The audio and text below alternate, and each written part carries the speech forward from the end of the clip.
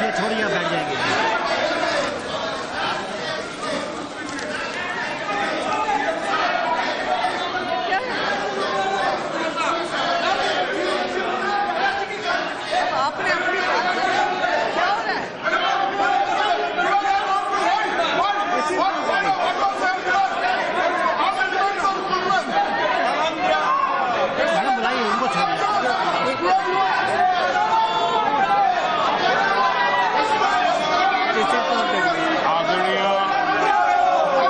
अध्यक्ष महोदया जी,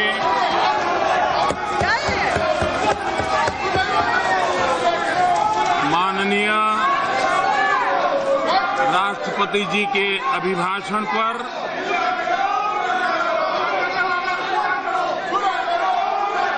उन्हें आभार व्यक्त करने के लिए मैं सदन में आपके बीच प्रस्ताव का समर्थन करते हुए कुछ बातें जरूर कहना चाहूंगा। कल सदन में राष्ट्रपति जी के अभिभाषण के धन्यवाद प्रस्ताव पर कई माननीय सदस्यों ने अपने विचार व्यक्त किए। श्रीमान मल्लिकार्जुन जी, श्रीमान मोहम्मद सलीम जी, श्रीमान Vinod Kumar ji, Shriman Narasimhan Thota ji, Shri Tariq Anwar ji, Shri Prem Singh ji, Shri A Anwar Raza ji, Jayaprakash Narayan Yadav ji, Kalyan Banerjee, Shri P Venugopal, Shri Bhartruhari Mahtab ji, Shri Anandrao Adsul ji, Jayaprakash Narayan Yadav ji, R K Mohanty Bharti Mohan ji, करीब 34 माननीय सदस्यों ने अपने विचार व्यक्त किए। विस्तार से चर्चा हुई। किसी ने पक्ष में कहा, किसी ने विपक्ष में कहा, लेकिन ये सार्थक चर्चा इस सदन में हुई और राष्ट्रपति जी का भाषण किसी दल का नहीं होता है। देश की आशा आकांक्षाओं की अभिव्यक्ति का और उस दिशा में हो रहे कार्य का एक आलेख होता है और उस दृष्टि से राष्ट्रपति जी के भाषण का सम्मान होना चाहिए। सिर्फ विरोध के खातिर विरोध करना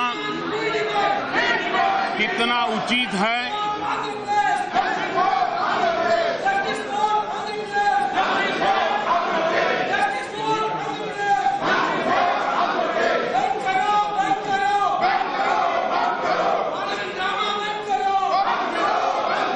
सभापति महोदय जी,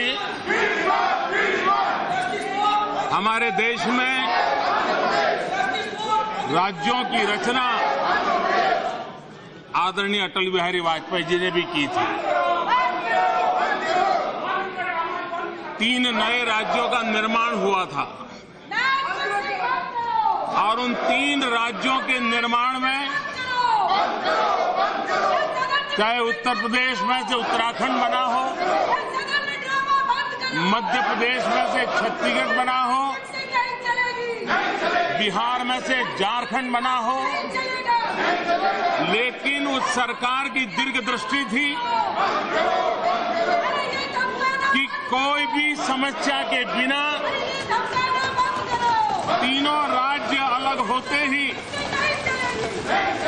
अगर जो भी बंटवारा करना था बंटवारा, अफसरों के तबादले करने थे तो अफसरों के तबादले, सारी चीजें स्मूथली हुई। नेतृत्व अगर दृढ़ हो, राजनीतिक स्वार्थ की हड़बड़ाहट में निर्णय नहीं होते हो तो कितने स्वस्थ निर्णय होते हैं। इसका उदाहरण अटल बिहारी वाजपेयी जी ने जो 3 राज्यों का निर्माण किया था, आज देश अनुभव कर रहा है। आपके चरित्र में है, जब भारत का विभाजन किया आपने, देश के टुकड़े किए,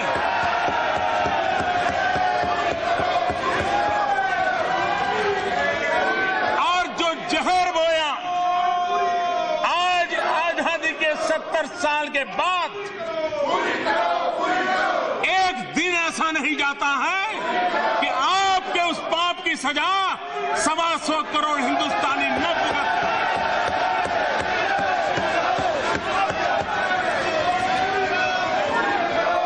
आपने देश के टुकड़े किए, वो भी उस तरीके से किए। आपने चुनाव को ध्यान में रखते हुए हड़बड़ी में संसद के दरवाजे बंद करके, सदन ऑर्डर में नहीं था तब भी आंध्र के लोगों की भावनाओं का आदर किए बिना तेलंगाना बनाने के पक्ष में हम भी थे। तेलंगाना आगे बढ़े उसके पक्ष में आज भी हम हैं। लेकिन आंध्र के साथ उस दिन आपने जो बीज बोए, आपने जो चुनाव के लिए हड़बड़ी में किया, ये उसी का नतीजा है कि आज 4 साल के बाद भी समस्याएं सुलझती रहती हैं। और इसलिए आपको ये प्रकार की चीजें शोभा नहीं देती। सभापति महोदय जी,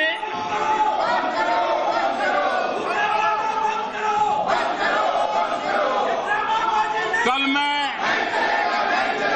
कांग्रेस पार्टी के नेता श्रीमान खड़गे जी का भाषण सुन रहा था।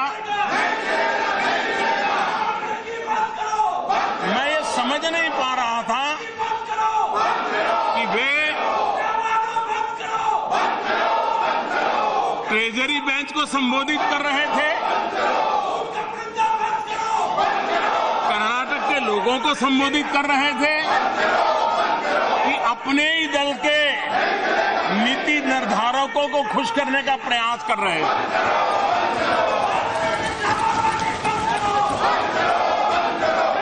और जब उन्होंने कल बशीर बद्र की शायरी से शुरू किया और खड़गे जी ने बशीर बद्र जी की शायरी सुनाई, और मैं आशा करता हूं कि उन्होंने जो शायरी सुनाई है वो कर्नाटक के मुख्यमंत्री महोदय ने जरूर सुनी होगी। क्योंकि उस शायरी में उन्होंने कहा कि दुश्मनी जमकर करो, लेकिन ये गुंजाइश रहे जब कभी हम दोस्त हो जाएं तो शर्मिंदा ना हो। मैं जरूर मानता हूं कि कर्नाटक के मुख्यमंत्री जी ने आपकी ये गुहार सुन ली होगी, लेकिन श्रीमान खड़गे जी, जिस बशीर बद्र की शायरी का आपने जिक्र किया, अच्छा होता उस शायरी में जो शब्द आप बोल रहे उसी के बिल्कुल पहले वाली 2 लाइन उसको भी अगर याद कर लेते तो शायद इस देश को ये पता जरूर चलता है कि आप कहां खड़े हैं। उसी शायरी में बशीर बद्र जी ने आगे कहा है, जी चाहता है सच बोले, जी बहुत चाहता है सच बोले, क्या करे हौसला नहीं होता।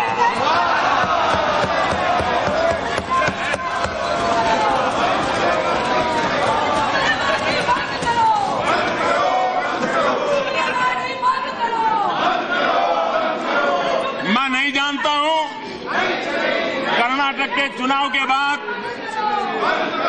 खड़गे जी उस जगह पे होंगे कि नहीं होंगे, और इसलिए एक प्रकार से ये फेयरवेल स्पीच भी उनकी हो सकती है।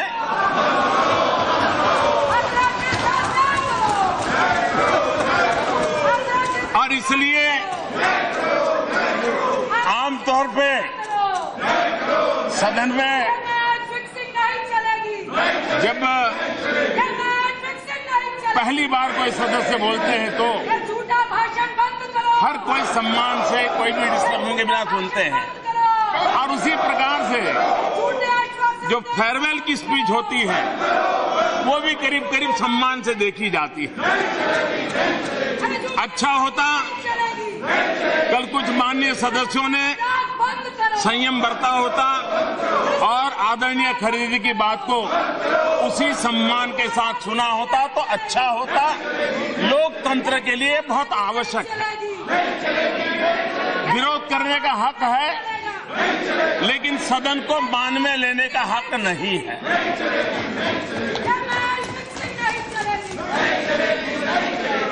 कल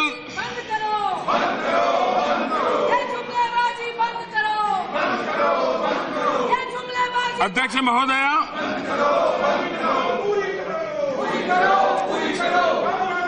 मैं देख रहा हूं कि जब भी हमारे विपक्ष में कुछ लोग हमारी किसी बात की आलोचना करने जाते हैं तो तथ्य तो कम होते हैं, लेकिन हमारे जमाने में ऐसा था, हमारे जमाने में ऐसा था, हमने ऐसा किया था, हम ये करते थे, ज्यादातर उसी कैसेट को बजाया जाता है।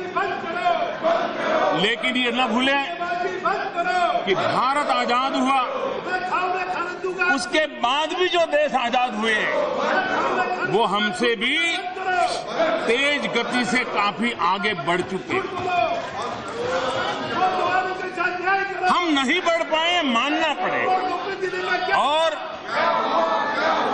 आपने मां भारती के टुकड़े कर दिए, उसके बावजूद भी ये देश आपके साथ रहा था।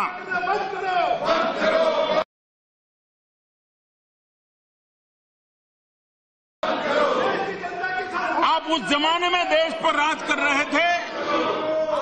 प्रारंभिक 3-4 दशक विपक्ष का एक प्रकार से नाम मात्र का विपक्ष था।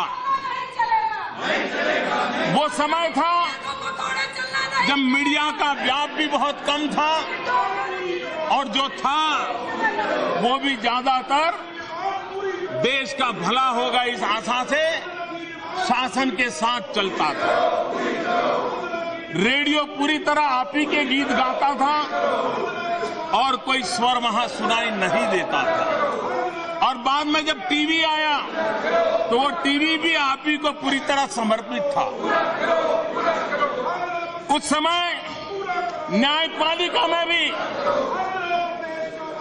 जुडिशरी की टॉप पोजीशन पर भी नियुक्तियां कांग्रेस पार्टी करती थी, पार्टी के द्वारा तय होता था। यानी इतनी लग्जरी आपको उस समय कोर्ट में न कोई पीआईएल होता था, न कोई एनजीओ की ऐसी भरमार हुआ करती थी। आपको, आप जिन विचारों से पले बड़े हो, वैसा ही माहौल उस समय देश में आपको उपलब्ध था। विरोध का नामो निशान नहीं था। पंचायत से पार्लियामेंट तक आप ही का झंडा फहर रहा था। लेकिन आपने पूरा समय एक परिवार के गीत गाने में खपा दिया। देश के इतिहास को भुला करके एक ही परिवार को देश याद रखे, सारी शक्ति उसी में लगाई। उस समय देश का जज्बा, आजादी के बाद के दिन थे, देश को आगे ले जाने का जज्बा था। आपने कुछ जिम्मेवारी के साथ काम किया होता तो ये देश की जनता में सामर्थ्य था, देश को कहां से कहां पहुंचा देते। लेकिन आप अपनी ही धुन बजाते रहे। और ये मानना पड़ेगा कि आपने सही दिशा रखी होती, सही नीतियां बनाई होती, अगर नीयत साफ होती तो ये देश आज जहां है उससे कई गुना आगे और अच्छा होता। इसको इनकार नहीं कर सकता। ये एक दुर्भाग्य रहा है देश का कि कांग्रेस पार्टी के नेताओं को यही लगता है कि भारत नाम के देश का जन्म 15 अगस्त 1947 को हुआ, जैसे इसके पहले देश था ही नहीं। और कल मैं हैरान था, इसको मैं अहंकार कहूं या नासमझी कहूं या वर्षा ऋतु के समय अपनी कुर्सी बचाने का प्रयास कहूं, जब ये कहा गया कि देश को नेहरू ने लोकतंत्र दिया, देश को कांग्रेस ने लोकतंत्र दिया। अरे खड़गे साहब, कुछ तो कम करो।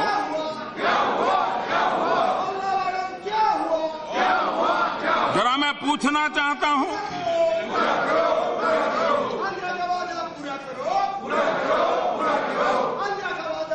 आप लोकतंत्र की बात करते हैं, आपको पता होगा ये हमारा देश जब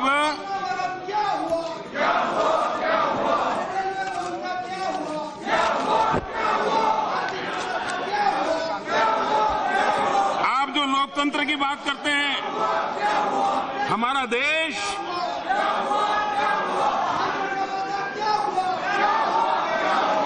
जब लिच्छवी साम्राज्य था, जब बुद्ध परंपराएं थी, तब भी हमारे देश में लोकतंत्र की गूंज थी। ये कांग्रेस और नेहरू जी ने लोकतंत्र नहीं दी। बौद्ध संघ एक ऐसी व्यवस्था थी जो चर्चा, विचार विमर्श और वोटिंग के आधार पर निर्णय करने की प्रक्रिया चलाता था। और श्रीमान खड़गे जी, आप तो कर्नाटक से आते हो, कम से कम एक परिवार की भक्ति करके कर्नाटक के चुनाव के बाद शायद आपकी यहां बैठने की जगह बची रहे, लेकिन कम से कम जगत गुरु बसवेश्वर जी का तो अपमान मत करो।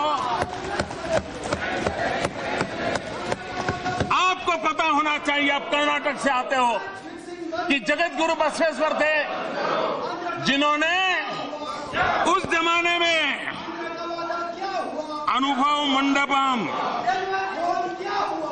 मंडपम नाम की व्यवस्था दी है 12वीं शताब्दी में। और गांव के सारे निर्णय लोकतांत्रिक तरीके से होता था।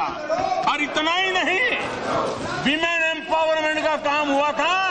उस सदन के सभा के अंदर महिलाओं का होना अनिवार्य हुआ करता था।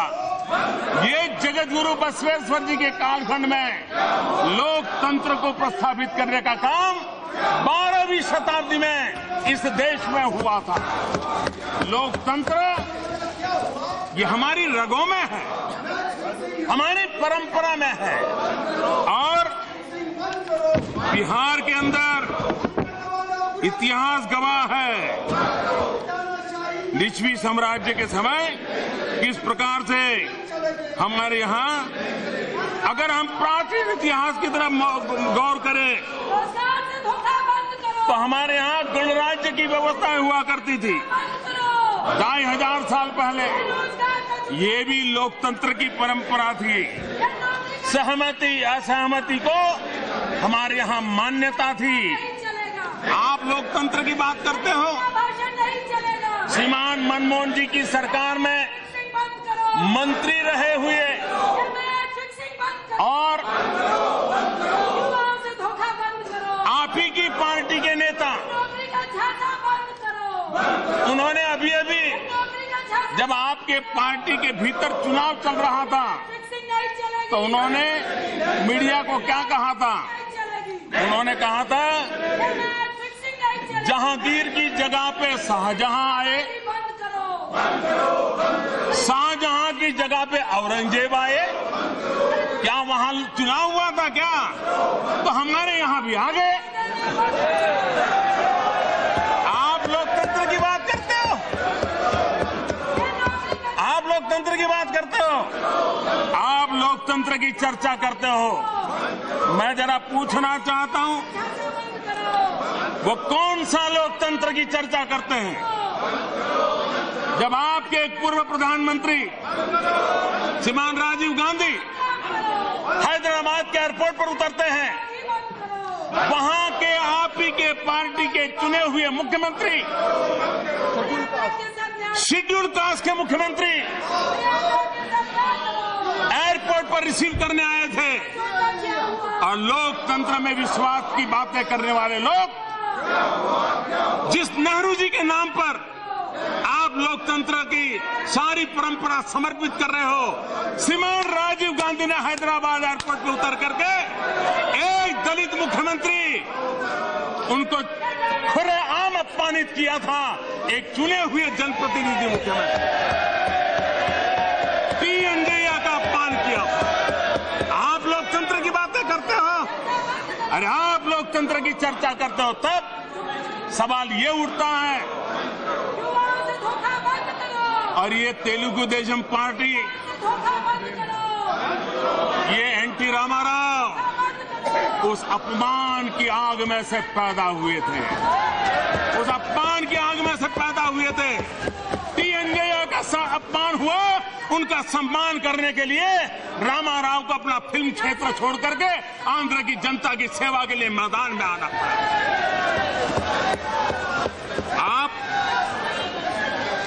आप लोकतंत्र की बात समझा रहे हो? इस देश में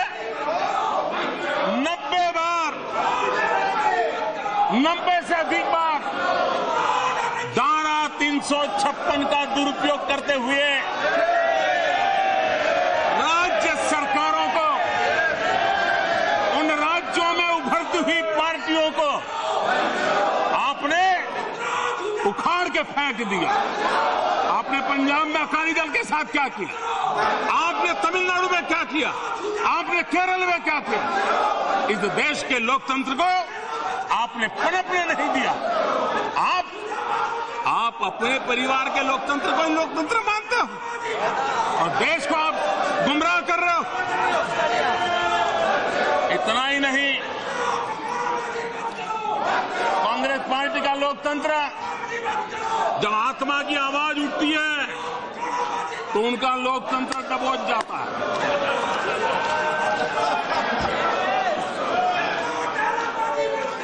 आप जानते हैं, कांग्रेस पार्टी ने राष्ट्रपति के उम्मीदवार के रूप में नीलम संजीव रेड्डी को पसंद किया था और रातों रात उनके पीठ में छुरा भोंक दिया गया, अधिकृत उम्मीदवार को पराजित कर दिया गया। और ये भी देखिए, इत्तेफाक से वे भी आंध्र से आते थे, टीएनजैया के साथ किया, आपने संजीव रेड्डी के साथ किया। आप लोकतंत्र की बात बताते हो। इतना ही नहीं, अभी का कैप्टन मनमोहन सिंह जी, देश के प्रधानमंत्री, कैबिनेट ने निर्णय किया लोकतंत्र की एक महत्वपूर्ण संस्था, संविधान के द्वारा बनी हुई संस्था, आपकी की पार्टी की सरकार और आपकी पार्टी के एक पदाधिकारी पत्रकार वार्ता बुला करके कैबिनेट के निर्णय को प्रेस के सामने टुकड़े कर दे। आपके मुंह में लोकतंत्र शोभा नहीं देता, आपके मुंह में लोकतंत्र शोभा नहीं देता है। और इसलिए कृपा करके आप हमें लोकतंत्र के पाठ मत पढ़ाइए।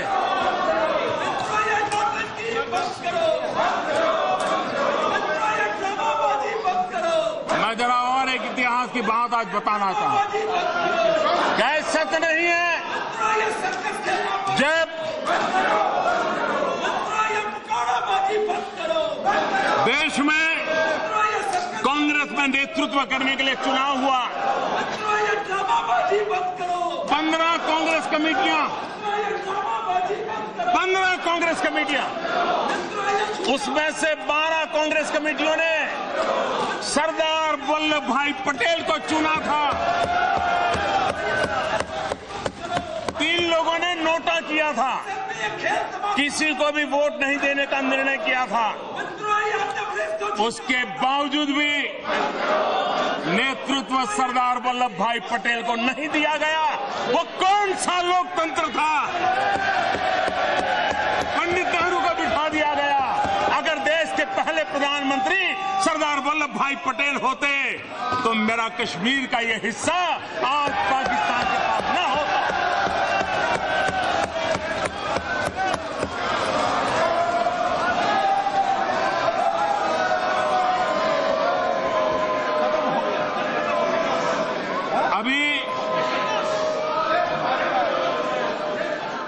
अभी दिसंबर में क्या ये कांग्रेस पार्टी के अध्यक्ष का चुनाव था कि ताजपोशी थी?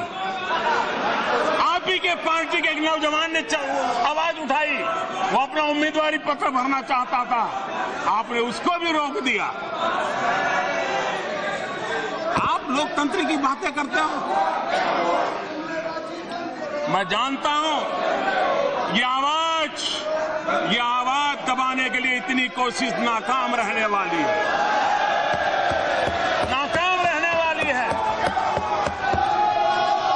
सुनने की हिम्मत चाहिए। और इसलिए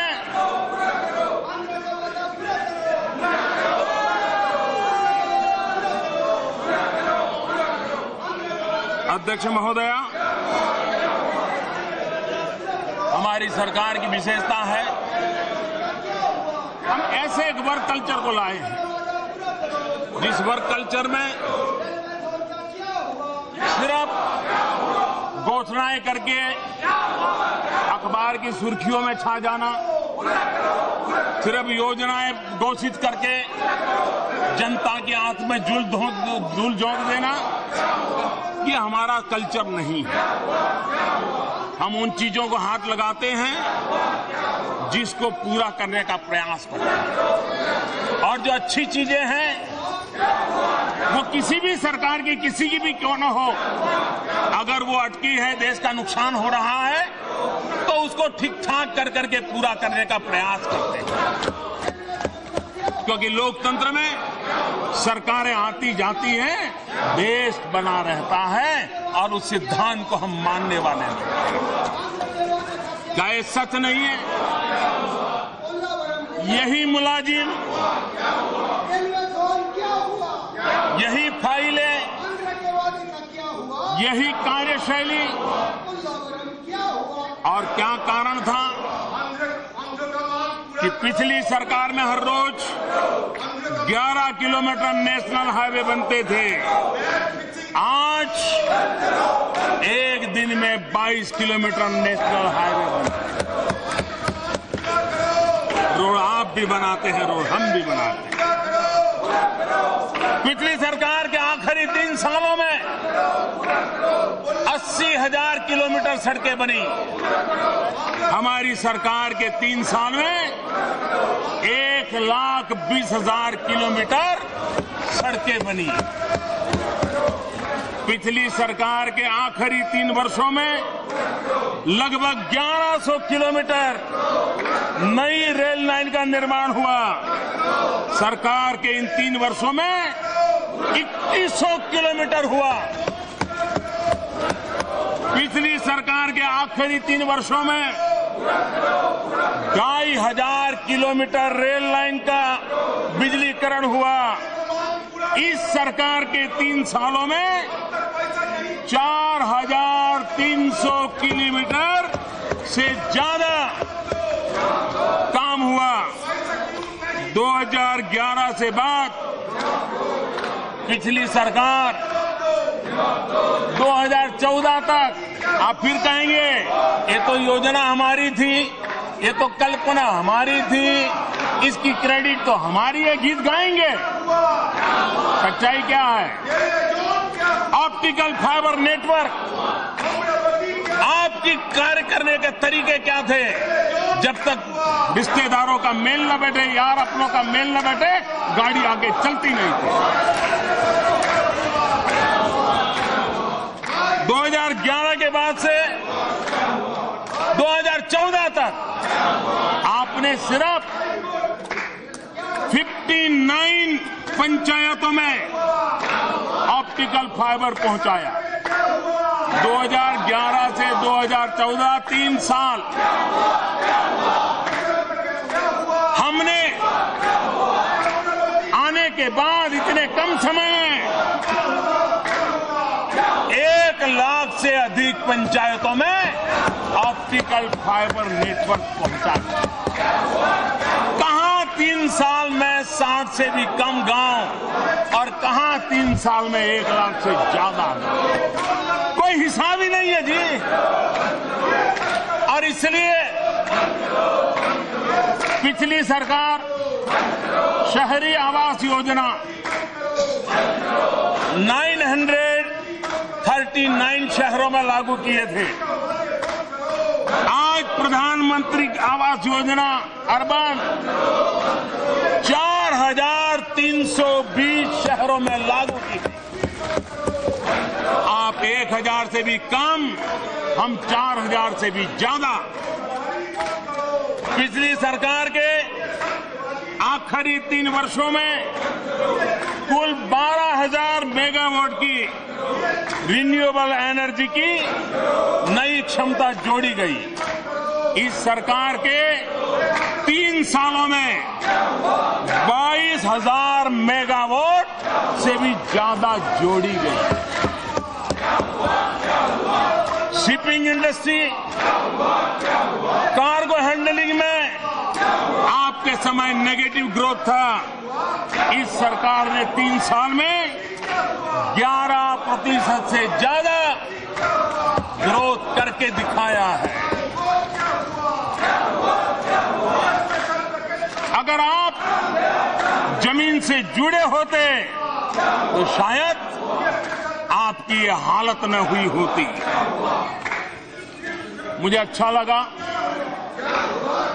हमारे खड़गे जी ने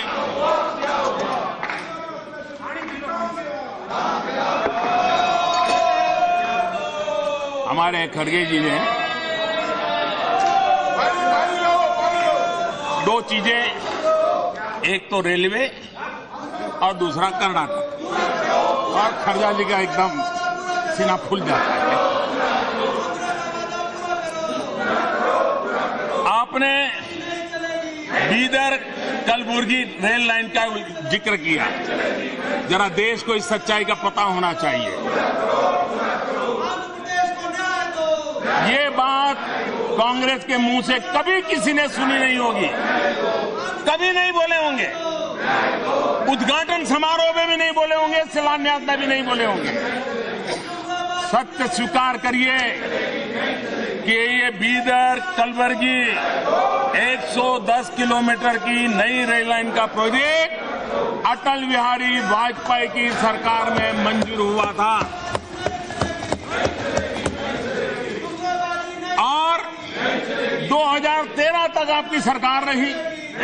आप स्वयं रेल मंत्री रहे, ये आप ही के पार्लियामेंट्री कॉन्फ्रेंस का इलाका है, और उसके बावजूद भी इतने सालों में अटल जी की सरकार के बाद कितने साल हुए अंदाज लगाइए, सिर्फ 37 किलोमीटर का काम हुआ, 37 किलोमीटर। और वो काम भी तब हुआ जब येडियुरप्पा जी मुख्यमंत्री थे और उन्होंने इनिशिएटिव लिया, उन्होंने भारत सरकार ने जो मांगा देने के लिए सहमति दे दी, तब जाकर के आपकी सरकार ने अटल जी के सपने को आगे बढ़ाने का चालू किया। और वो भी, और जब चुनाव आया तो आपको लगा कि ये रेल चल पड़े तो अच्छा होगा, 110 किलोमीटर होनी थी, 37 किलोमीटर के टुकड़े पे जाके झंडी फहरा करके आ गया।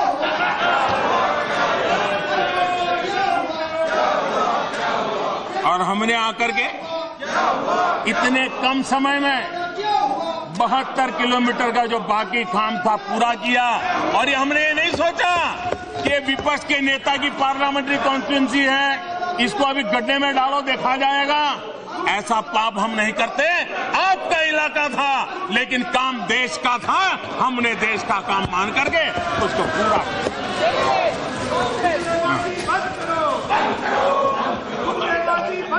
और उस पूरी योजना का लोकार्पण मैंने किया तो भी आपके दर्द हो रहा है। इस दर्द की दवा शायद देश की जनता ने बहुत पहले कर दी है। अध्यक्ष महोदया, दूसरी एक चर्चा कर रहे हैं बाड़मेर की रिफाइनरी की। चुनाव प्राप्त करने के लिए चुनाव के पहले पत्थर पे नाम जड़ जाएगा तो गाड़ी चल जाएगी। आपने बाड़मेर रिफाइनरी में जाकर के पत्थर जड़ दिए, नाम लिखवा दिया, लेकिन जब हम आकर के कागजात देखे तो जो शिलान्यास हुआ था रिफाइनरी का, वो सारा का सारा कागज पे था, जमीन पे न मंजूरी थी, न जमीन थी, न भारत सरकार के साथ कोई फाइनल एग्रीमेंट था। और चुनाव को ध्यान में रखते हुए आपने वहां भी पत्थर जड़ दिया।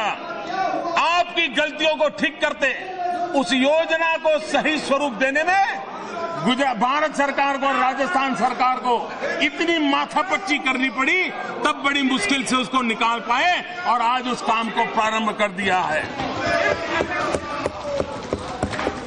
असम में एक ढोला सादिया ब्रिज, ये ढोला सादिया ब्रिज, ये जब हमने उद्घाटन किया तो जरा कुछ लोगों को तकलीफ हो गई और कह दिया ये तो हमारा था, बड़ा आसान है। ये कभी नहीं बोले हैं जब उस ब्रिज का काम आगे बढ़ रहा था, कभी सदन में सवाल उठे हैं, कभी ये कहने की ईमानदारी नहीं दिखाई कि ये काम भी अटल बिहारी वाजपेयी की सरकार में निर्णित हुआ। और वो भी हमारे बीजेपी के एक विधायक, उन्होंने विस्तार से अध्ययन करके मांग की थी और अटल जी ने उस मांग को माना था और उसमें से ये बना था। और 2014 में हमारी सरकार बनने के बाद नॉर्थ ईस्ट, उत्तर पूर्व के इलाकों को हमने प्राथमिकता दी और उसको तेज गति से आगे बढ़ाने का काम हमने किया और तब जाकर के वो ब्रिज बना। इतना ही नहीं, मैं गर्व से कह सकता हूं ये सरकार है जो देश में आज सबसे लंबी सुरंग, सबसे लंबी गैस पाइपलाइन, सबसे लंबा समंदर के अंदर ब्रिज, सबसे तेज ट्रेन, ये सारे निर्णय यही सरकार कर सकती है और समय सीमा में आगे बढ़ा रही है। इसी कालखंड में 104 सैटेलाइट छोड़ने का विक्रम भी इसी कालखंड में होता है। इस बात का इनकार नहीं किया जा सकता है जो राष्ट्रपति जी ने अपने अभिभाषण में उल्लेख किया। और मैं कहना चाहूंगा, लोकतंत्र कैसा होता है, शासन में रहे हुए हर एक का सम्मान कैसा होता है। लाल किले पर से भाषण निकाल दीजिए, आजादी के सभी कांग्रेस के नेताओं के लाल किले से भाषण निकाल दीजिए। एक भाषण में किसी ने ये कहा हो कि देश में जो प्रगति हो रही है उसमें सभी सरकारों का योगदान है, भूतपूर्व सरकारों का योगदान है, ऐसा एक वाक्य लाल किले पर से कांग्रेस के नेताओं ने बोला हो तो जरा इतिहास खोल करके ले आइए।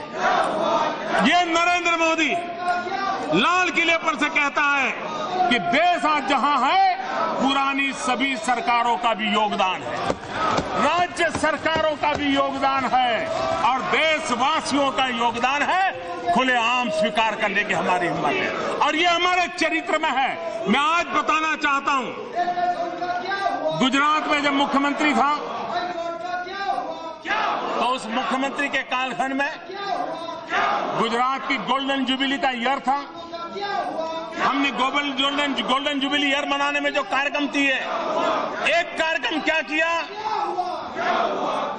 जितने भी राज्यपाल श्री के भाषण थे,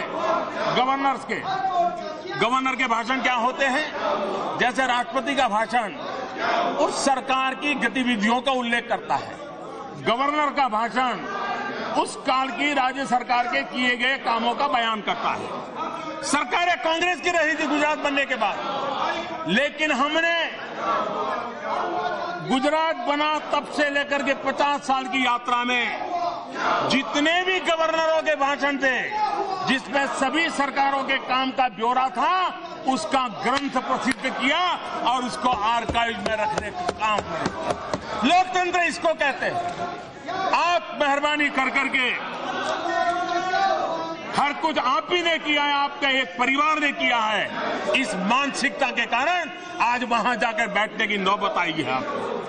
आपने देश को स्वीकार नहीं किया और इसलिए आज ये कारण है कि 2 गुनी रफ्तार से सड़कें बन रही हैं, रेलवे लाइनें तेज गति से आगे बढ़ रही हैं, पोर्ट डेवलपमेंट हो रहे हैं, गैस पाइपलाइन बिछ रही है, बंद पड़े फर्टिलाइजर प्लांट उसको खोलने का काम चल रहा है, करोड़ों घरों में शौचालय बन रहे हैं और रोजगार के नए अवसर उपलब्ध हो रहे हैं।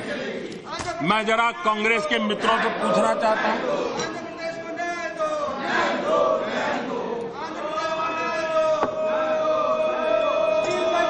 रोजगारी और बेरोजगारी की आलोचना करने वाले, उनसे मैं जरा पूछना चाहता हूं, आप जब बेरोजगारी का आंकड़ा देते हैं तो आप भी जानते हैं, देश भी जानता है, मैं भी जानता हूं कि आप बेरोजगारी का आंकड़ा पूरे देश का देते हैं।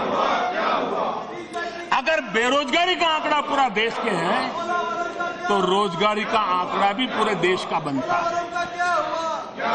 अब आपको हमारी बात पर भरोसा नहीं होगा, मैं जरा कहना चाहता हूं और आप रिकॉर्ड तपास लीजिए। पश्चिम बंगाल की सरकार,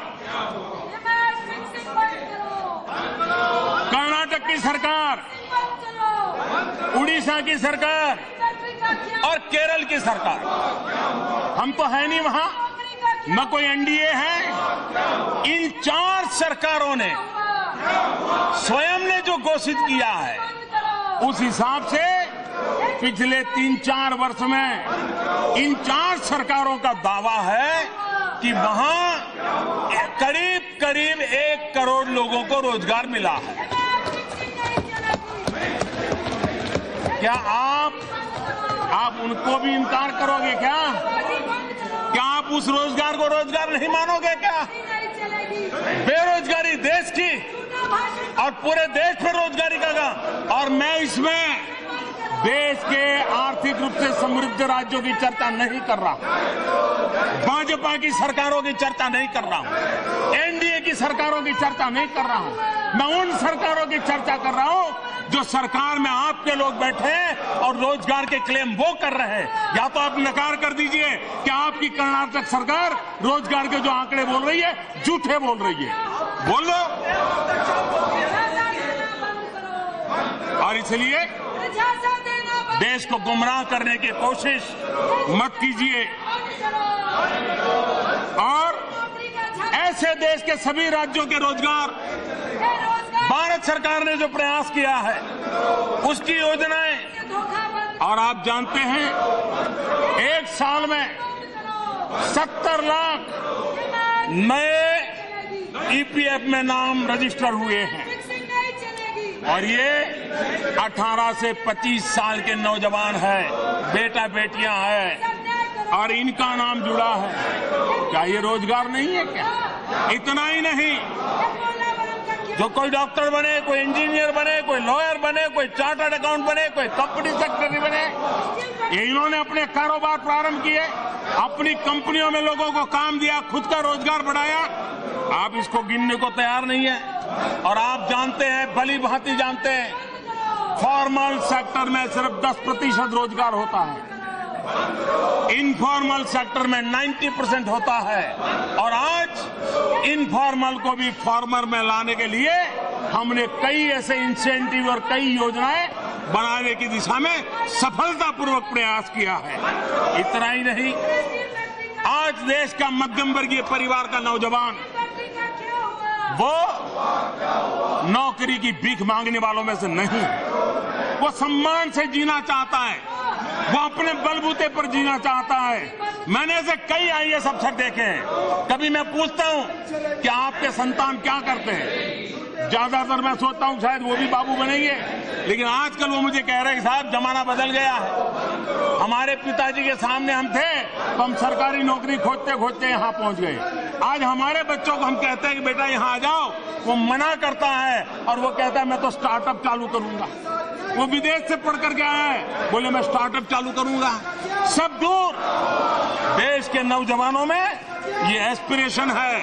और भारत के नेतृत्व में कोई भी दल हो, देश के मध्यम वर्गीय तेजो तर्रार जो नौजवान है उनके एस्पिरेशंस को बल देना चाहिए, उनको निराश करने का काम नहीं करना चाहिए। और प्रधानमंत्री मुद्रा योजना, स्किल डेवलपमेंट योजना, एंटरप्रेन्योरशिप ट्रेनिंग की योजना, ये सारी बातें देश के मध्यम वर्ग के ऊर्जावान नौजवानों को उस एस्पिरेशन को बल देने के लिए हम प्रयास कर रहे हैं। और उसी का परिणाम है कि प्रधानमंत्री मुद्रा योजना के तहत 10 करोड़ से ज्यादा लोन्स की स्वीकृति हुई है। यह आंकड़ा कम नहीं है। और अभी तक ये 10 करोड़ लोन स्वीकृति में कहीं किसी की कटकी हुई, कोई बीच में दलाल आया, उसकी कोई शिकायत नहीं आई है। और ये भी तो इस सरकार के वर्क कल्चर का परिणाम है, ये भी उस वर्क कल्चर का परिणाम है। कोई बिचौलिया नहीं आया। और उसका कारण था कि हमने जो प्रोडक्ट बनाई है, नीति नियम बनाए हैं, उसी का वो परिणाम था कि उसको बिना कोई गारंटी बैंक में जाकर के उसको धन मिल सकता है। और इन 10 करोड़ लोन स्वीकृत हुई है, उसमें 4 लाख करोड़ रुपए से ज्यादा पैसा दिया गया। इतना ही नहीं, ये लोन प्राप्त करने वाले लोग हैं, उसमें 3 करोड़ लोग बिल्कुल नए उद्यमी हैं, जिनको कभी ऐसा अवसर नहीं आया जीवन में। ऐसे लोग हैं। क्या ये भारत की रोजगारी बढ़ाने का काम नहीं हो रहा है? लेकिन आपने आंखें बंद करके रखी है। और इसलिए आप अपने गीत गाने से ऊपर आ नहीं पा रहे। और ये मानसिकता आपको वहीं रहने देगी। और ये भी अटल जी ने कहा है, वही सच्चाई है कि आप छोटे मन से कोई बड़ा नहीं होता।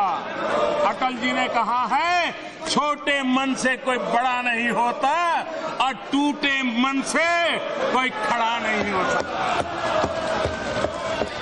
और इसलिए आप वहीं रह जाओगे। वहीं पर गुजारा करना है आपको। मैं जरा पूछना चाहता हूं, ये सब हमारे जमाने के गीत गाते रहते हैं।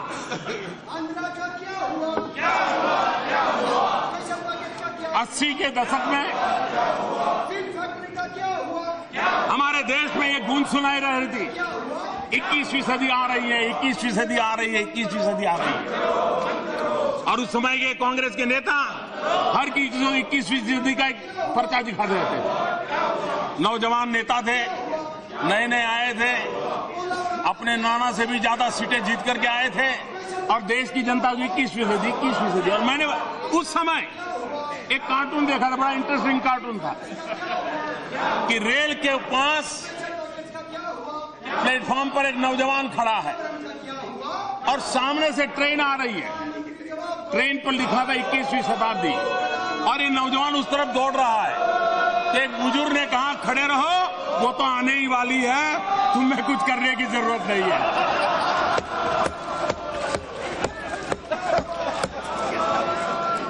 कि 80 के दशक में 21वीं शताब्दी के सपने दिखाए जाते थे।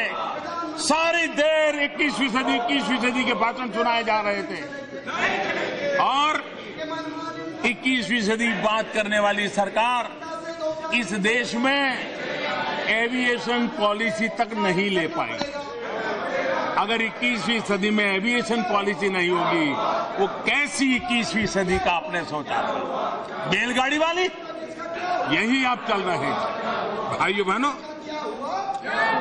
अध्यक्ष महोदय, एक एविएशन पॉलिसी हमने बनाई और आज छोटे छोटे शहरों में जो छोटी छोटी हवाई पट्टियां पड़ी हुई थी, इसका हमने उपयोग किया और 16 नई हवाई पट्टियां, जहां जहाज आना जाना शुरू हो गया।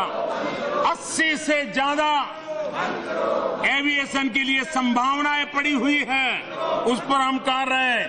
टायर 2, टायर 3 इन शहरों में हवाई जहाज उड़ने वाले हैं और आज देश में ये सुनकर के वहां तकलीफ होगी, आज देश में करीब 450 जहाज, हवाई जहाज ऑपरेशनल है, करीब 450। आपको जानकर के खुशी होगी कि हमारे इस इनिशिएटिव का परिणाम है कि इस वर्ष 900 से ज्यादा नए हवाई जहाज खरीदने के ऑर्डर हिंदुस्तान से गए हैं।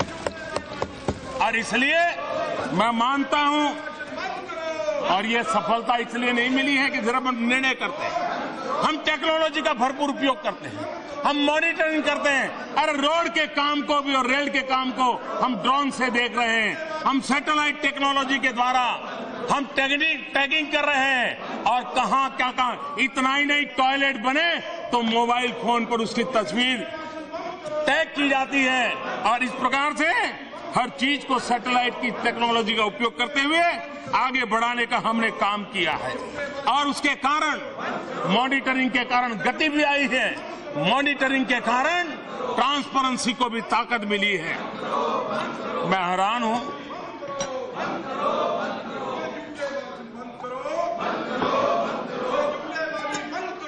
अगर आधार, मुझे बराबर याद है जब हम चुनाव जीत करके आए, आप ही की तरफ से आशंकाएं पैदा की गई थी कि मोदी आधार को खत्म कर देगा, ये हमारी योजना है, मोदी पटक देगा, मोदी आधार को आने नहीं देगा। आप मान करके चले थे और इसलिए आपने मोदी पर हमला बुलाने के लिए आधार का इसलिए उपयोग किया था कि मोदी लाएगा नहीं। लेकिन जब मोदी ने उसको वैज्ञानिक तरीके से लाया और उसका वैज्ञानिक उपयोग करने के रास्ते खोजे जो आपकी कल्पना में तक नहीं थे, आपकी कल्पना में तक नहीं थे, और अब जब आधार लागू हो गया, अच्छे ढंग से लागू हो गया, गरीब से गरीब सच्चे व्यक्ति को अच्छी तरह उसका लाभ मिलने लगा, तो आपको आधार का इंप्लीमेंटेशन बुरा लगने लग गया। चट भी मेरी पट भी मेरी, ये खेल चलता है क्या? और इसलिए आज 115 करोड़ से ज्यादा आधार बन चुके हैं। करीब केंद्र सरकार की 400 योजनाएं डायरेक्ट बेनिफिट ट्रांसफर स्कीम से गरीबों के खाते में सीधे पैसे जाने लगे हैं। 57,000 करोड़ रुपया। अरे आपने ऐसी ऐसी विधवाओं को पेंशन दिया है जो बेटी का जन्म नहीं हुआ वो कागज पे विधवा हो जाती है, सालों तक पेंशन जाता है, पैसे जाते हैं और मलाई खाने वाले बिचौलिए मलाई खाते।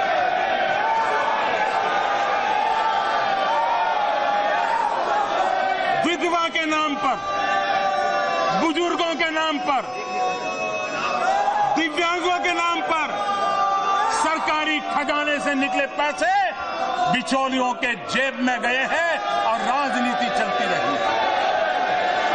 आज आधार के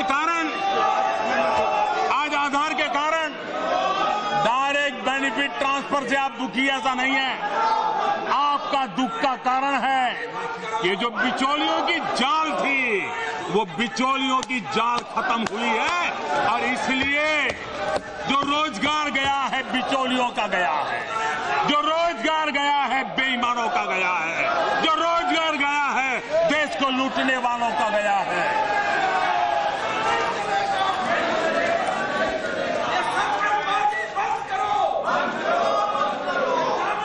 अध्यक्ष महोदया,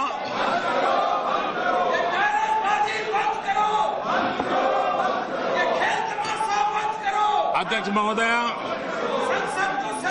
4 करोड़ गरीब और मध्यम वर्ग के परिवारों को मुफ्त बिजली कनेक्शन देने की सौभाग्य योजना हम लाए हैं। आप कहेंगे कि लोगों के घरों में बिजली देने की योजना हमारे समय में होगी, लेकिन क्या बिजली थी, क्या ट्रांसमिशन लाइनें थी? अरे 18,000 गांव तक खंबे तक नहीं लगे थे। 18वीं शताब्दी में जीने के लिए वो मजबूर हुआ था और अब आप ये कह रहे हैं कि हमारी योजना थी। और हम किसी भी डेवलपमेंट के लिए टुकड़ों में नहीं देखते, हम एक होलिस्टिक इंटीग्रेटेड अप्रोच और दूरदृष्टि के साथ और दूरगामी परिणाम देने वाली योजना के साथ हम चीजों को आगे करते हैं। सिर्फ बिजली का विषय मैं बताना चाहता हूं, आपको पता चलेगा कि सरकार के काम करने का तरीका क्या है, हम किस तरीके से काम करते हैं। बिजली व्यवस्था सुधारने के लिए 4 करोड़ घरों में, देश में कुल घर हैं 25 करोड़, 4 करोड़ घरों में आज भी बिजली न होना मतलब कि करीब करीब 20% लोग आज भी अंधेरे में जिंदगी गुजार रहे हैं। ये गर्व करने जैसा विषय नहीं है और ये आपने हमें विरासत में दिया है जिसको पूरा करने का हम प्रयास कर रहे हैं। लेकिन कैसे कर रहे हैं? हम बिजली व्यवस्था सुधारने के लिए 4 अलग अलग चरणों में चीजों को हमने हाथ लगाया। एक, बिजली उत्पादन प्रोडक्शन, ट्रांसमिशन, डिस्ट्रीब्यूशन और चौथा आता है कनेक्शन। और ये सारी चीजें एक साथ हम आगे बढ़ा रहे हैं। सबसे पहले हमने बिजली के प्रोडक्शन पर बढ़ाने पर बल दिया। सौर ऊर्जा हो, हाइड्रो ऊर्जा हो, थर्मल हो, न्यूक्लियर हो,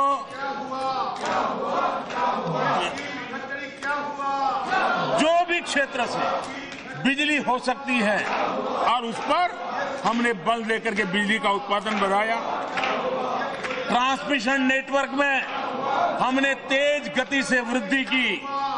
पिछले 3 सालों में 1.5 लाख करोड़ रुपए से अधिक प्रोजेक्ट पर काम किया। ये पिछली सरकार के आखिरी 3 वर्षों की तुलना में 83% ज्यादा है। हमने स्वतंत्रता के बाद देश में कुल स्थापित ट्रांसमिशन लाइन, इसमें 2014 के बाद 31%, यानी आजादी के बाद जो था उसमें 31% अकेले हमने आकर के बढ़ाया। ट्रांसफार्मर कैपेसिटी पिछले 3 साल में 49% हमने बढ़ाई है। कश्मीर से कन्याकुमारी, कच्छ से कामरूप निर्बाध रूप से बिजली को ट्रांसमिशन करने के लिए सारा नेटवर्क का काम हमने खड़ा कर दिया है। पावर डिस्ट्रीब्यूशन सिस्टम मजबूत करने के लिए 2015 में उज्ज्वल डिस्कॉम एश्योरेंस योजना यानी कि उदय योजना और राज्यों को साथ लेकर के एमओयू करके आगे बढ़ाई है। बिजली डिस्ट्रीब्यूशन कंपनियों में बेहतर ऑपरेशनल और फाइनेंशियल मैनेजमेंट स्थापित हो, उस पर हमने बल दिया है। इसके बाद कनेक्शन के लिए घर में बिजली पहुंचाने के लिए सौभाग्य योजना लॉन्च की है। एक तरफ बिजली पहुंचाना, दूसरी तरफ बिजली बचाना। हमने 28 करोड़ एलईडी बल्ब बांटे। मध्यम वर्ग का परिवार जो घर में बिजली का उपयोग करता है, 28 करोड़ बिजली के बल्ब पहुंचने के कारण 15,000 करोड़ रुपया बिजली का बिल बचा है, जो मध्यम वर्ग परिवार के जेब में बचा है। देश के मध्यम वर्ग को लाभ हुआ है। हमने वेस्टेज ऑफ टाइम भी बचाया है। हमने वेस्टेज ऑफ मनी को भी रोकने के लिए ईमानदारी के प्रयास किया है। अध्यक्ष महोदया,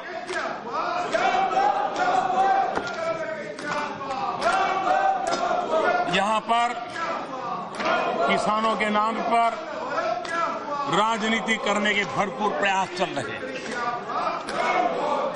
और उनको भी मददगार लोग मिल जाते हैं। ये सच्चाई है कि आजादी के 70 साल के बाद भी हमारे किसान जो उत्पादन करते हैं, करीब 1 लाख करोड़ रुपयों का ये जो उत्पादित चीजें हैं, फल हो, फूल हो, सब्जी हो, अन्न हो, ये खेत से लेकर स्टोर तक और बाजार के तक जो सप्लाई चेन चाहिए, उसकी कमी के कारण वो संपदा बर्बाद हो जाती है। हमने प्रधानमंत्री किसान संपदा योजना शुरू की और हम उस इंफ्रास्ट्रक्चर को बल दे रहे हैं कि किसान जो पैदावार करता है उसको रखरखाव की व्यवस्था मिले, कम खर्चे से मिले और उसकी फसल बर्बाद न हो, उसकी गारंटी तैयार हो। सरकार ने सप्लाई चेन में नए इंफ्रास्ट्रक्चर को तैयार करने में मदद करने का फैसला किया है और इसके बाद जो 1 लाख करोड़ बचेंगे वो देश को, किसानों को, फूड प्रोसेसिंग में लगे हुए मध्यम वर्ग के नौजवानों को गांव में ही कृषि आधारित उद्योगों के लिए अवसर की संभावनाएं में पैदा हुई है। हमारे देश में जितना कृषि का महत्व है उतना ही पशुपालन का है, वो एक दूसरे से जुड़े हुए हैं। हमारे देश में पशुपालन के क्षेत्र में आवश्यक प्रबंधन के अभाव में सालाना 40,000 करोड़ रुपए का नुकसान होता है। हमने पशु की चिंता करना, कामधेनु योजना के द्वारा इन पशुओं का रखरखाव की चिंता करने के लिए, उनके आरोग्य की चिंता करने के लिए एक बड़ा एग्रेसिव काम शुरू किया है और उसके कारण कामधेनु की योजना का लाभ देश के पशुपालक को और जो किसान पशुपालन करता है उनको एक बहुत बड़ी राहत मिलने वाली है। हम 2 गुना 22 में इनकम करने की बात करते हैं। 80 में 21वीं सदी की बात करना वो तो मंजूर था, लेकिन मोदी अगर आज 2018 में आजादी के 75 साल वाले 2022 को याद करें तो आपको तकलीफ हो रही है कि मोदी 22 की बातें क्यों करता है।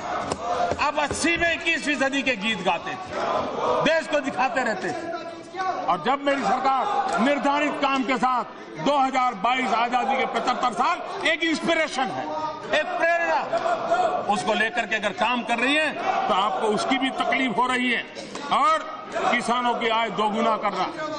आप शंकाओं में इसलिए जीते हैं कि आपने कभी बड़ा सोचा ही नहीं, छोटे मन से कुछ होता नहीं,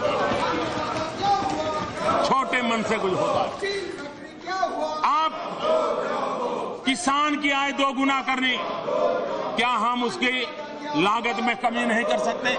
सॉइल हेल्थ कार्ड के द्वारा ये संभव हुआ है, सोलार पंप के द्वारा संभव हुआ है, यूरिया नीम कोटिंग के कारण संभव हुआ है। ये सारी चीजें किसान की लागत कम करने के लिए काम आने वाली चीजें, ऐसे अनेक चीजों को हमने आगे बढ़ाया है।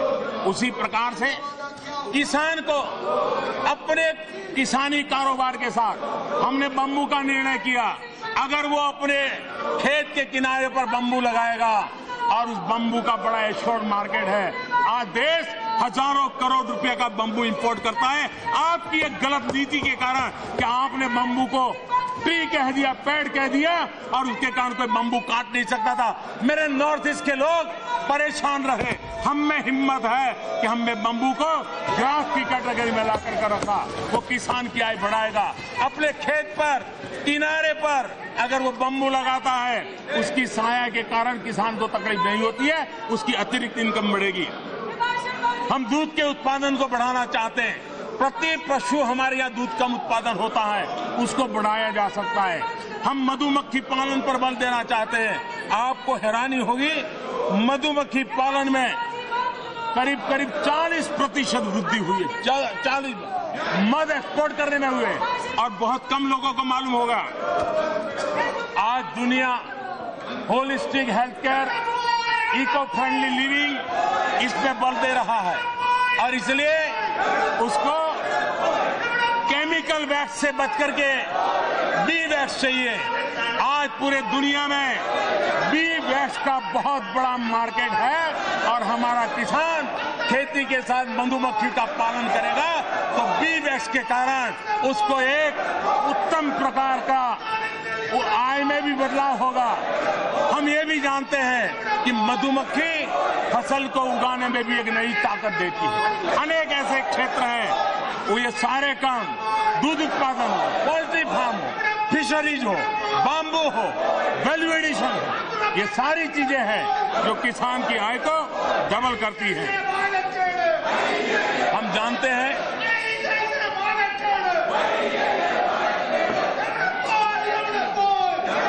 जो लोग सोचते थे आधार कभी आएगा नहीं, आ गया। उनको ये भी परेशानी थी कि जीएसटी नहीं आएगी और हम सरकार को दबोचते रहेंगे। अब जीएसटी आ गई तो क्या करें? तो नया खेल खेलो। ये खेल चल रहा है। कोई देश की राजनीतिक नेतागिरी देश को निराश करने का काम कभी नहीं करती, लेकिन कुछ लोगों ने इस काम का रास्ता अपनाया है। आज सिर्फ जीएसटी के कारण लॉजिस्टिक में जो फायदा हुआ है, हमारी ट्रक पहले जितना समय उसका जाता था वेस्टेज, जाम के कारण, टोल टैक्स के कारण, आज उसका वो बच गया और हमारे ट्रांसपोर्टेशन की कैपेसिटी को 60% डिलीवरी की ताकत नहीं आई है। जो काम 5-6 दिन में एक ट्रक जाके करता था, वो आज 2.5-3 दिन में पूरा कर रहा है। ये देश को बहुत बड़ा फायदा हुआ। हमारे देश में मध्यम वर्ग भारत को आगे ले जाने में उसकी बहुत बड़ी भूमिका है। मध्यम वर्ग को हम निराश करने के लिए भ्रम फैलाने के प्रयास हो रहे हैं। झूठ पैपरा। हमारे देश का मध्यम वर्ग का व्यक्ति गुड गवर्नेंस चाहता है, बेहतरीन व्यवस्थाएं चाहता है। वो अगर ट्रेन की टिकट ले तो ट्रेन में उसके हक की सुविधाएं चाहता है। अगर वो कॉलेज में बच्चे को पढ़ने के लिए भी दे तो उसको अच्छी शिक्षा चाहता है। बच्चों को स्कूल भेजे तो स्कूल में अच्छी शिक्षा चाहता है। वो खाना खरीदने जाए तो खाने की क्वालिटी अच्छी मिले, ये मध्यम वर्ग का व्यक्ति चाहता है। और सरकार का ये काम है कि पढ़ाई के बेहतर संस्थान हो, उचित मूल्य पर उसको घर मिले, अच्छी सड़कें मिले, ट्रांसपोर्ट की बेहतर सुविधाएं मिले, आधुनिक अर्बन इंफ्रास्ट्रक्चर हो। मध्यम वर्ग की आशा आकांक्षाओं को पूरा करने के लिए, ईज ऑफ लिविंग के लिए ये सरकार ढेर सारे कदम करके क्या कर रही है। हमने, और ये सुन करके हैरान हो जाएंगे लोग, एंट्री लेवल इनकम टैक्स दुनिया में 5% की दर पर सबसे कम अगर कहीं है तो भारत हिंदुस्तान में है, जो गरीबों को किसी समृद्ध देश में भी नहीं, समृद्ध देश में भी नहीं है, वो हमारे यहाँ है। 2000 के पहले बजट में टैक्स से छूट की सीमा 50,000 रुपया बढ़ाकर 2.5 लाख रुपया कर दिया गया था। इस वर्ष बजट में 40,000 रुपए का स्टैंडर्ड डिडक्शन हमने मंजूर कर दिया है। सीनियर सिटीजन को टैक्स में छूट का भी प्रावधान किया है। मध्यम वर्ग को करीब 12,000 करोड़ रुपया का सालाना नया फायदा ये जुड़ता जाए, ये काम हमारी सरकार ने किया है। प्रधानमंत्री आवास योजना शहरी 31,000 करोड़ रुपए से ज्यादा खर्च हमने किया है। ब्याज में पहली बार इस देश में मध्यम वर्ग के लोगों को ब्याज में राहत देने का काम इस सरकार ने किया है। नए एम्स, नई IIT, नए IIM, 11 बड़े शहरों में मेट्रो, 32 लाख से ज्यादा स्ट्रीट लाइट LED कर दी गई है। और इसलिए नए उद्यमों MSME, ये कोई इनकार नहीं कर सकता। MSME क्षेत्र के साथ जुड़े लोग ये मध्यम वर्ग और उच्च मध्यम वर्ग 250 करोड़ के टर्नओवर पर हमने टैक्स रेट 30% से कम करके 25% करके मध्यम वर्ग के समाज की बहुत बड़ी सेवा की है। 5% दिया है। 2 करोड़ रुपए तक कारोबार करने वाले सभी व्यापारियों को केवल बैंकिंग चैनलों के माध्यम से लेन देन करते हैं। सरकार उनकी आय को टर्नओवर का 8% नहीं 6% मानती है, यानी उन्हें टैक्स में 2% का लाभ होता है। GST में 1.5 करोड़ रुपए तक की टर्नओवर वाले कारोबार को कंपोजिशन स्कीम के दी गई और टर्नओवर का केवल 1% ही भुगतान, ये भी दुनिया में सबसे कम हिंदुस्तान में करने वाली ये सरकार है। माननीय अध्यक्ष महोदय, जनधन योजना 31 करोड़ से ज्यादा गरीबों के बैंक अकाउंट खोला। 18 करोड़ से ज्यादा गरीबों को स्वास्थ्य सुरक्षा की बीमा योजना का लाभ हो। 90 पैसे प्रतिदिन या 1 रुपया महीना, इतना अच्छा प्रोडक्ट वाला बीमा हमने देश को गरीबों को दिया। और आप ये जान करके आपको संतोष होगा कि इतने कम समय में ऐसे गरीब परिवारों को कोई आफत आई तो इंश्योरेंस की योजना के कारण ऐसे परिवारों को 2,000 करोड़ रुपया उनके घर में पहुंचा। ये असामान्य काम हुआ है। उज्ज्वला योजना के तहत 3 करोड़ 30 लाख मां बहनों को, गरीब मां बहन, अरे गैस का कनेक्शन के लिए ये MPO के कुर्ते पकड़ करके चलना पड़ता था, हम सामने से जाकर के गैस कनेक्शन दे रहे हैं। और अब संख्या हमने 8 करोड़ करने का निर्णय किया है। आयुष्मान भारत योजना, मैं हैरान हूं, क्या देश के गरीब को स्वास्थ्य सुविधा मिलनी चाहिए नहीं? गरीब पैसों के अभाव में इलाज करवाने नहीं जाता है, वो मृत्यु को पसंद करता है, लेकिन बच्चों के लिए वो कर्ज छोड़ करके जाना नहीं चाहता है। क्या ऐसे गरीब निम्न मध्यम वर्ग के परिवार की रक्षा करने का निर्णय गलत हो सकता है क्या? हाँ, आपको लगता है कि इस प्रोडक्ट में कोई बदलाव करना है, अच्छे पॉजिटिव सुधार लेकर के आइए। मैं स्वयं समय देने के लिए तैयार हूं ताकि देश के गरीबों को 5 लाख रुपया तक सालाना खर्च करे, उसके काम आए सरकार। लेकिन आप उसके लिए भी इस प्रकार के बयानबाजी कर रहे हैं। अच्छी योजना है, जरूर मुझे सुझाइए, हम मिल बैठ करके नक्की करेंगे, तय करेंगे। लेकिन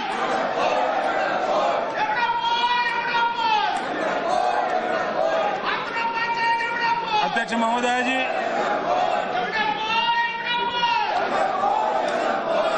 हमारी सरकार ने जो कदम उठाए उसने सरकार के समाज के भी सोचने के तौर तरीके में बदलाव किया। जनधन योजना गरीब का आत्मविश्वास बढ़ाया है, बैंक में पैसे जमा कर रहा है, रुपए डेबिट कार्ड उपयोग कर रहा है, वो भी अपने आप को समृद्ध परिवारों की बराबरी का देखने लगा है। स्वच्छ भारत मिशन महिलाओं के अंदर एक बहुत बड़ा आत्मविश्वास पैदा करने का काम किया है। अनेक प्रकार की पीड़ाओं से उसको मुक्ति देने का कारण बना है। उज्ज्वला योजना गरीब माताओं को धुएं से मुक्ति दिलाने का काम कहा। पहले हमारा श्रमिक या तो अच्छी नौकरी पाने के लिए पुरानी नौकरी छोड़ने की हिम्मत नहीं करता था, क्योंकि पुराने जमा पैसे डूब जाएंगे। हमने उसके अनक्लेम 27,000 करोड़ रुपया यूनिवर्सल अकाउंट नंबर देकर के उस तक पहुंचाने का काम किया है, और आगे गरीब मजदूर जहां जाएगा उसका बैंक अकाउंट में 7 साल चलता जाएगा। ये काम किया है। भ्रष्टाचार और काला धन, अभी भी आपको रात को नींद नहीं आती। मैं जानता हूं आपकी बेचैनी। भ्रष्टाचार के कारण जमानत पर जीने वाले लोग भ्रष्टाचार के कामों से बचने वाले नहीं है, कोई भी बचने वाला नहीं। पहली बार हुआ है देश में 4 पूर्व मुख्यमंत्री भारत की न्यायपालिका ने उनको दोषी घोषित कर दिया है और जेल में जिंदगी गुजारने के लिए मजबूर होना पड़ा। ये हमारा कमिटमेंट। देश को जिन्होंने लूटा है उनको देश को लौटाना पड़ेगा, और उस काम में मैं कभी पीछे हटने वाला नहीं हूं। ये मेरा आर्टिकल ऑफ फेथ। मैं लड़ने वाला इंसान, और इसलिए आज देश में एक ईमानदारी का माहौल बना, एक ईमानदारी का उत्सव है। अधिक लोग आज आगे आ रहे हैं, इनकम टैक्स देने के लिए आ रहे हैं। उनको भरोसा है कि शासन के पास खजाने में जो पैसा जाएगा पाई का हिसाब मिलेगा, सही उपयोग होगा। ये काम हो रहा है। आज मैं एक विषय को जरा विस्तार से कहना चाहता हूं।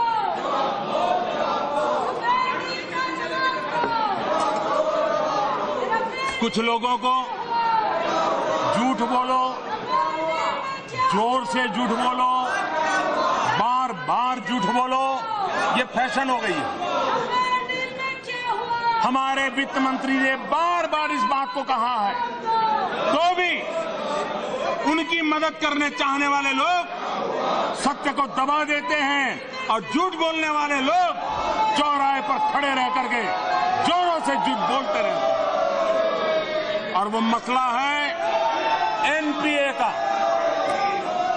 मैं इस सदन के माध्यम से, अध्यक्ष महोदया आपके माध्यम से आज देश को भी कहना चाहता हूं कि आखिर एनपीए का मामला है क्या। देश को पता चलना चाहिए कि एनपीए के पीछे ये पुरानी सरकार के कारोबार है, और 100% पुरानी सरकार जिम्मेवार, 1% भी कोई और नहीं है।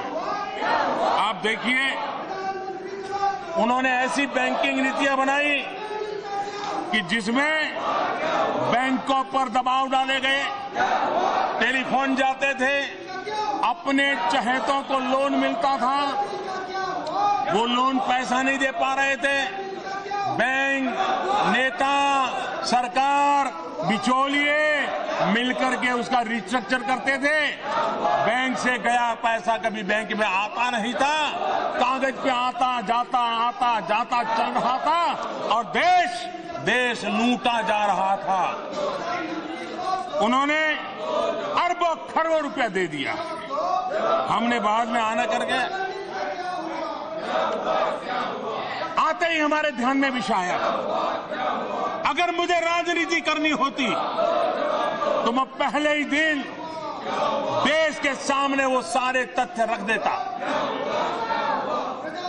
लेकिन ऐसे समय बैंकों की एक दुर्दशा की बात देश के अर्थतंत्र को तबाह कर देती।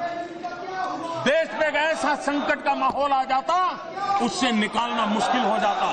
और इसलिए आपके पापों को देखते हुए, जानते हुए, सबूत होते हुए मैंने मौन रखा, मेरे देश की भलाई के लिए।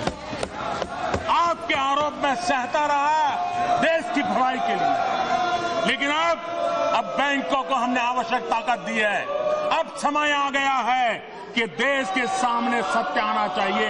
ये एनपीए आपका पाप था, और मैं आज इस पवित्र सदन में खड़ा रह करके कह रहा हूं, मैं लोकतंत्र के मंदिर में खड़ा रह करके कहता हूं, हमारी सरकार आने के बाद एक भी ऐसी लोन हमने नहीं दी है जिसको एनपीए की नौबत आई हो। और आपने छुपाया, आपने क्या किया?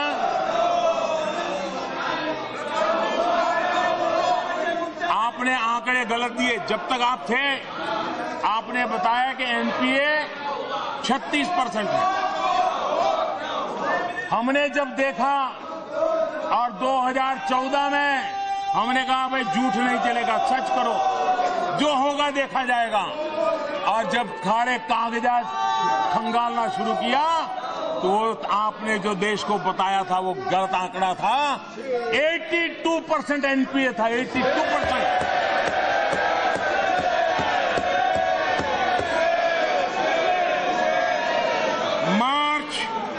मार्च 2018 में बैंकों द्वारा दिया गया कुल एडवांस 18 लाख करोड़ रुपए, और हमने 6 साल में आप देखिए क्या हाल हो गया। 8 में 18 लाख करोड़, और आप जब तक मार्च 2000 तक बैठे थे ये 18 लाख करोड़ पहुंच गया 52 लाख करोड़ रुपया, जो देश के गरीब का पैसा आपने लुटा दिया। और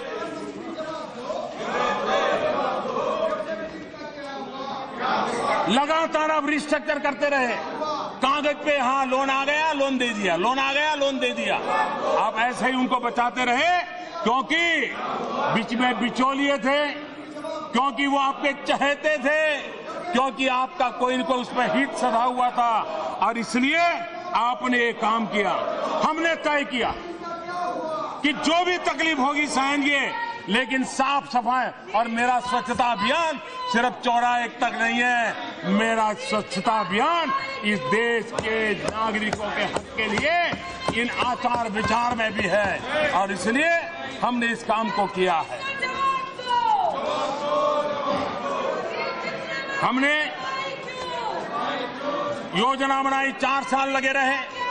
हमने रिकैपिटलाइजेशन पर काम किया है, हमने दुनिया भर के अनुभवों का अध्ययन किया है, और देश की बैंकिंग सेक्टर को ताकत दी गई है। ताकत देने के बाद आज मैं पहली बार 4 साल आपके झूठ को झेलता रहा। आज मैं देश के सामने पहली बार ये जानकारियां दे रहा हूं। 18 लाख से 52 लाख, 18 लाख करोड़ से 52 लाख करोड़ लुटा दिया आपने। और आज जो पैसे बढ़ रहे हैं वो उस समय के आपके पाप का ब्याज है। ये हमारी सरकार ने दिए हुए पैसे नहीं। ये जो आंकड़ा बढ़ रहा है वो 52 लाख करोड़ पर ब्याज जो लग रहा है उसका है। और देश कभी आपको इस पाप के लिए माफ नहीं करेगा, और कभी न कभी तो ये चीजें, इसका हिसाब देश को आपको देना पड़ेगा। मैं देख रहा हूं खींच और रन वाली राजनीति चल रही है। कीचड़ फेंको और भाग जाओ, कीचड़ फेंको और भाग जाओ। जितना कीचड़ उछालोगे कमल उतना ही ज्यादा खिलने वाला। और उछालो, जितना उछालना है उछाल लो। और इसलिए मैं जरा कहना चाहता हूं,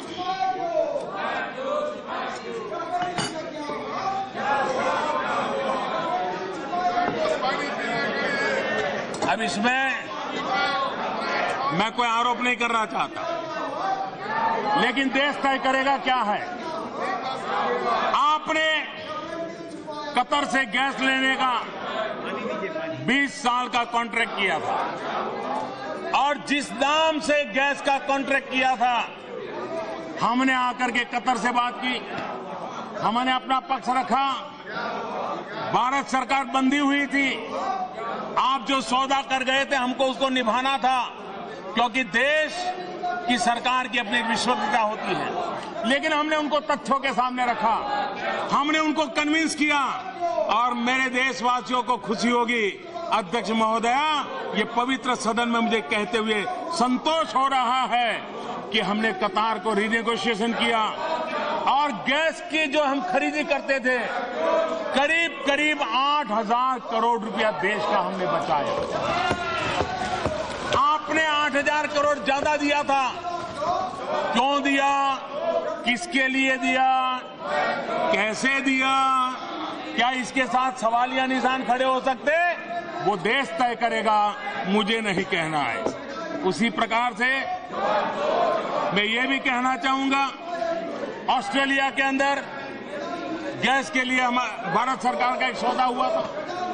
गैस आता उनसे लिया जाता था, हमने उनसे भी नेगोशिएशन किया, लंबे समय का किया। और आपने ऐसा क्यों नहीं किया? हमने 4,000 करोड़ रुपया उसमें भी बचाया। देश के हक का पैसा हमने बचाया। क्यों दिया, किसने दिया, कब दिया, किसके लिए दिया, किस हेतु से दिया, ये सारे सवालों के जवाब आप तो कभी देंगे नहीं, मुझे मालूम है। देश की जनता जवाब मांगने वाली है। छोटा सा विषय एलईडी बल्ब, कोई मुझे बताए क्या कारण था कि आपके समय वो बल्ब 300 साढ़े 300 रुपये में बिकता था, भारत सरकार 300 साढ़े 300 में खरीदती थी। क्या कारण है कि वही बल्ब, कोई टेक्नोलॉजी में फर्क नहीं, कोई क्वालिटी में फर्क नहीं, देने वाली कंपनी वही, 350 का बल्ब 40 रुपये में कैसे आने? जरा कहना पड़ेगा आपको, कहना पड़ेगा आपको, जवाब देना पड़ेगा। आप मुझे बताइए, सोलर एनर्जी, क्या कारण है कि आपके समय सोलर पावर यूनिट 12 रुपया, 13 रुपया, 14 रुपया, 15 रुपया, लूटो, जिसको भी लूटना है लूटो, बस हमारा ख्याल रखो। इसी मंत्र को लेकर के चला। आज वही सोलर पावर 2 रुपया 3 रुपये के बीच में आ गया है। लेकिन उसके बावजूद हम आप पर भ्रष्टाचार के आरोप मैं नहीं लगा रहा। देश जो कि लगाना लगाएगा, मैं उसमें अपने आप को संयमित रखना चाहता हूं। लेकिन ये हकीकत बोल रही है कि क्या हो रहा था, और इसलिए और आज विश्व में भारत का मान सम्मान बढ़ा। आज भारत के पासपोर्ट की ताकत सारी दुनिया में जहां भी हिंदुस्तानी हिंदुस्तान का पासपोर्ट लेकर के जाता है, सामने मिलना वाला आंख ऊंची करके गर्व के साथ देखता है। आपको शर्म आती है विदेशों में जाकर के देश की गलत तरीके से पेश कर रहे हो? जब देश डोकलाम की लड़ाई लड़ रहा था, खड़ा था, आप चीन के लोगों से बात कर रहे थे। आपको याद होना चाहिए, संसदीय प्रणाली, लोकतंत्र, देश, विपक्ष, एक जिम्मेवार विपक्ष क्या होता है। शिमला करार जब हुआ, इंदिरा गांधी जी ने बेनजीर भुट्टो के साथ करार किया, हमारी पार्टी का इतराज था। लेकिन इतिहास गवाह है कि अटल बिहारी वाजपेयी इंदिरा जी का समय मांगा, इंदिरा जी को मिलने गए और उनको बताया कि देश हित में ये गलत हो रहा है। बस हमने बाहर आकर के उस समय देश का कोई नुकसान नहीं होने दिया था। देश की हमारी जिम्मेवारी होती है। जब हमारी सेना का जवान सर्जिकल स्ट्राइक करता है, आप सवाल या निशान खड़ा करते हो। मैं समझता हूं जब देश में एक कॉमनवेल्थ गेम हुआ, इस देश में एक कॉमनवेल्थ गेम हुआ, अभी भी कैसी कैसी चीजें लोगों के मन में सवाल या निशान बनी। इस सरकार में आने के बाद 54 देशों का इंडिया अफ्रीका समिट हुआ, ब्रिक्स समिट हुआ, फीफा अंडर 17 का वर्ल्ड कप हुआ, इतने बड़े बड़े योजनाएं हुई।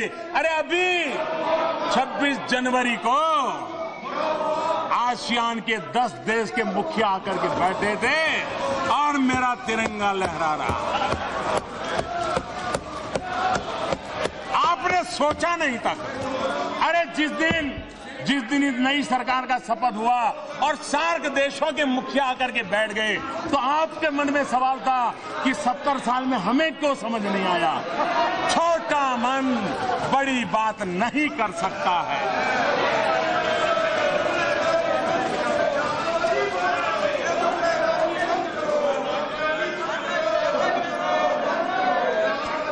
अध्यक्ष महोदय,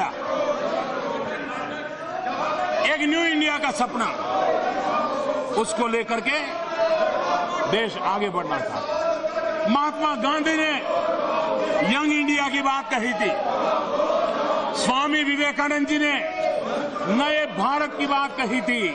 हमारे राष्ट्रपति प्रणब मुखर्जी ने जब पद पर थे तब भी नए भारत का सपना सबके सामने रखा था। आओ हम सब मिलकर के नया भारत बनाने के संकल्प को पूर्ण करने के लिए अपनी जिम्मेवारियों को निर्वाह करें। लोकतंत्र में आलोचना एक लोकतंत्र की ताकत है, ये होनी चाहिए, तभी तो अमृत निकलता है। लेकिन लोकतंत्र झूठे आरोप करने का अधिकार नहीं देता है।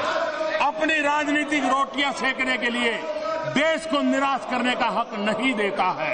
और इसलिए मैं आशा करता हूं कि राष्ट्रपति जी के अभिभाषण को बोलने वालों ने बोल लिया, अब जरा आराम से उसको पढ़े। पहली बार पढ़ने में समझ नहीं आया तो दोबारा पढ़े। भाषा समझ नहीं आई है तो किसी की मदद ले। लेकिन जो ब्लैक एंड व्हाइट में सत्य लिखा गया है उसको नकारने का काम न करें। इसी एक अपेक्षा के साथ राष्ट्रपति जी के अभिभाषण पर जिन जिन माननीय सदस्यों ने अपने विचार व्यक्त किए, मैं उनका अभिनंदन करता हूं, धन्यवाद करता हूं। और मैं सबको कहता हूं कि सर्वसम्मति से राष्ट्रपति जी के अभिभाषण को हम स्वीकार करें। इसी एक अपेक्षा के साथ आपने जो समय दिया, मैं आपका बहुत बहुत आभारी हूं। धन्यवाद। Amendments have been moved by members to the motion of thanks. Shall I put all the amendments to the roll of the House together, or does any honourable member want any particular amendment to be put personally? I shall now put all the amendments which have